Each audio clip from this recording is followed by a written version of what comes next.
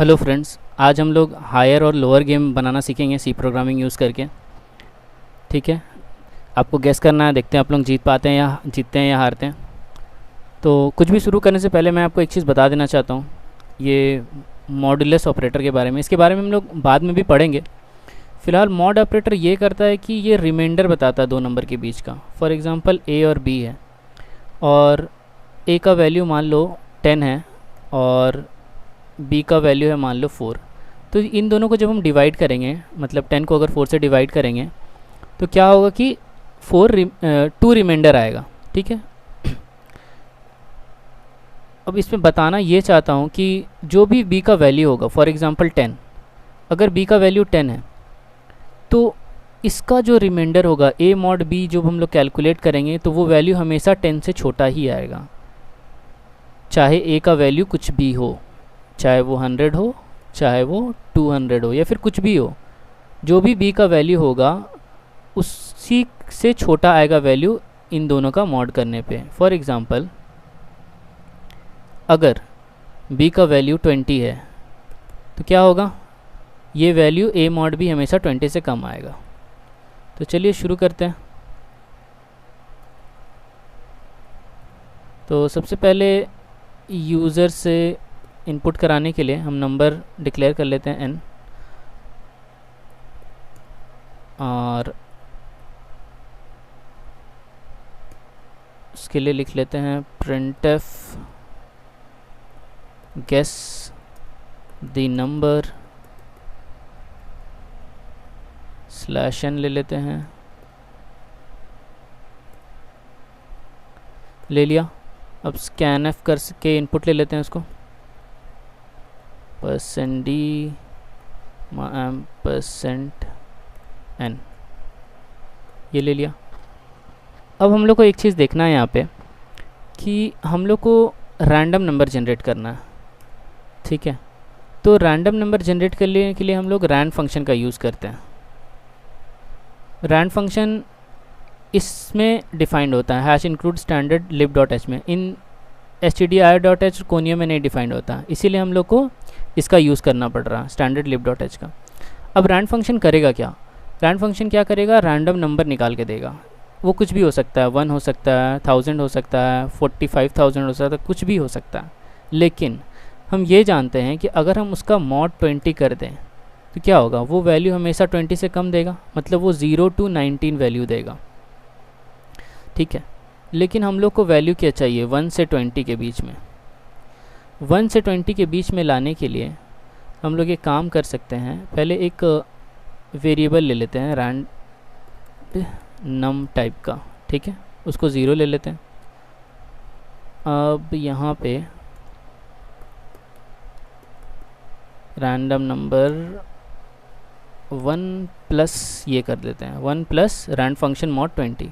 अब इससे होगा क्या, इससे होगा ये कि ये तो 0 से 19 तक का वैल्यू देगा और उसमें हम 1 ऐड कर देंगे। फॉर एग्ज़ाम्पल कि ये रैंड फंक्शन मॉड 20 क्या किया, मेरे को वैल्यू दे दिया 0, तो और हम क्या कर रहे हैं, उसमें 1 ऐड कर रहे हैं, तो क्या हो जाएगा मेरा 0 + 1।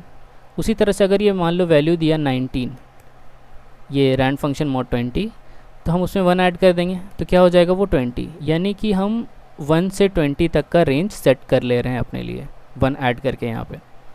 ठीक है, ये समझ में आ गया।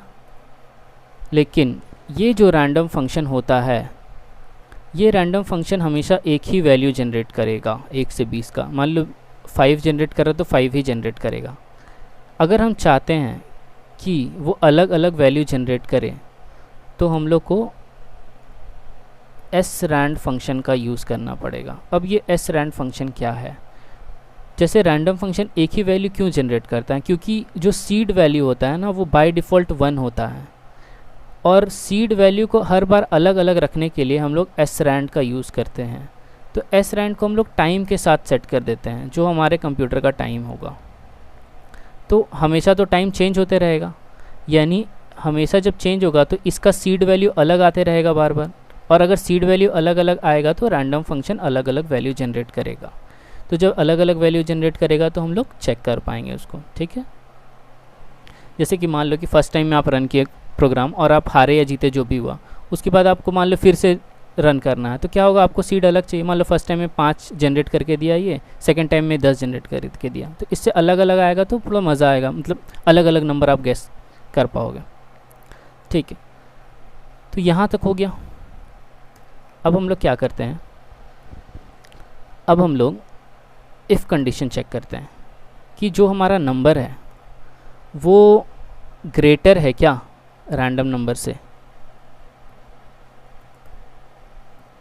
अगर हमारा नंबर ग्रेटर है रैंडम नंबर से तो हम लोग क्या कर देते हैं, प्रिंट कर देते हैं कि आप लोअर वैल्यू इनपुट करिए। ठीक है, एल्स इफ़ अगर हम लोग का नंबर जो इनपुट किया हुआ है वो छोटा है रैंडम नंबर से, तो हम लोग यूज़र को क्या बोलेंगे, आप हायर नंबर इनपुट करिए। ठीक है, एल्स अब ना बड़ा है ना छोटा है तो क्या होगा रैंडम नंबर से। ओके, यहाँ स्पेलिंग गलत हो गया है, वेरिएबल का नाम सेम होना चाहिए, आप ध्यान रखना स्पेलिंग का। एल्स में क्या बोलेंगे, इक्वल ही होगा क्योंकि और कुछ तो बचा नहीं, ना छोटा है ना बड़ा है तो इक्वल हुआ, तो प्रिंटफ कर देंगे यू विन, यू विन। उसके बाद इसको थोड़ा सा नीचे कर लेते हैं ताकि दिखे आप लोगों को, गेट सी एच। ठीक है, एक बार हम लोग इसको कंपाइल और रन करके देखते हैं कि हमारा प्रोग्राम ठीक से वर्क कर रहा है या नहीं कर रहा। देखो एक एरर आ रहा है, ये क्या एरर आ रहा है,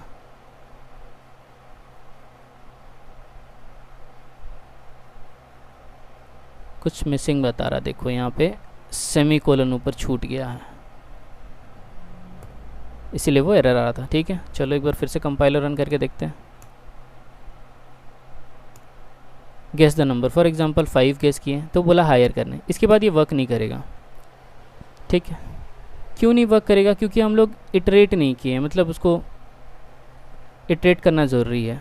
और दूसरा चीज़ हम ये चाहते हैं कि हम यूज़र को सिर्फ 4 ही अटैम्प्ट दें, उससे ज़्यादा वो नहीं कर पाया चेक, वो 4 ही अटैम्प्ट में पता चले वो जीता है कि हारा। तो हम लोग उसके लिए काउंट वेरिएबल बना लेते हैं और उसको 0 इनिशियलाइज़ कर लेते हैं।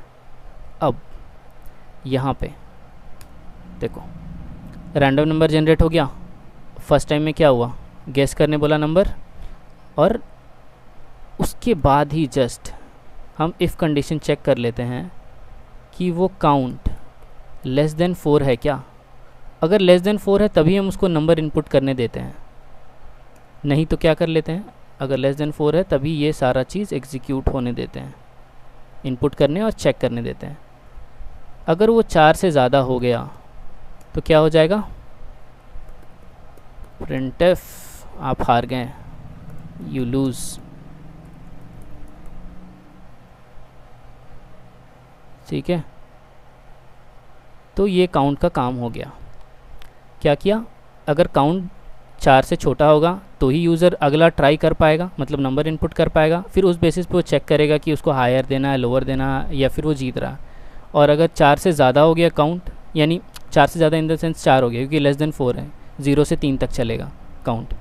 ठीक है, 0 1 2 3 यानी 4 अटैम्प्ट। तो अगर ये 4 हो गया तो क्या होगा, एल्स में आएगा और कर देगा आप हार गए, सेमीकोलन छूट गया यहाँ पे भी।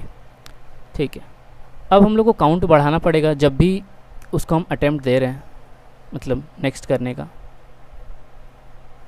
तो यहाँ पे हम लोग जो कंडीशन चेक किए हैं उस इफ़ के अंदर काउंट को बढ़ा देंगे।